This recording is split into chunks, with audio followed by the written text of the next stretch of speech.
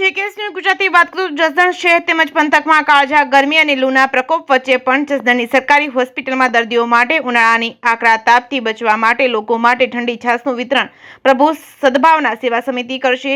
જસદણ સહિત રાજ્યભરમાં આકરી ગરમી પડી રહી છે, ત્યારે ગરમીથી બચવા માટે લોકો ઠંડા પીણાનો સહારો લેતા હોય છે, ત્યારે જસદણ પ્રભુ સદભાવના સેવા સમિતિ દ્વારા છાશનું પરબ શરૂ કરવામાં આવ્યું છે, જેમાં લોકોને વિનામૂલ્યે છાશ આપવામાં આવી રહી છે, જેનો મોટી સંખ્યામાં લોકો લાભ લઈ રહ્યા છે। જસદણના અનેક સેવાભાવી સંસ્થા દ્વારા સેવાકીય કાર્યો કરવામાં આવી રહ્યા છે। હાલ ઉનાળાના સમયમાં સેવાભાવી સંસ્થા દ્વારા છાશ કેન્દ્ર શરૂ કરવામાં આવ્યું છે, જેમાં લોકોને વિનામૂલ્યે છાશ આપવામાં આવે છે। જસદણની સરકારી હોસ્પિટલ ખાતે છાશ કેન્દ્ર શરૂ કરવામાં આવ્યું છે। પ્રભુ સદભાવના સેવા સમિતિ જસદણ દ્વારા છાશ કેન્દ્ર શરૂ કરવામાં આવ્યું છે। 50 લીટર ઘોળવાની છાશ બનાવી લોકોને વિનામૂલ્યે આપવામાં આવે છે। જેકેએસ ન્યૂઝ ગુજરાતી સાથે કરશન બામટા, આટકોટ।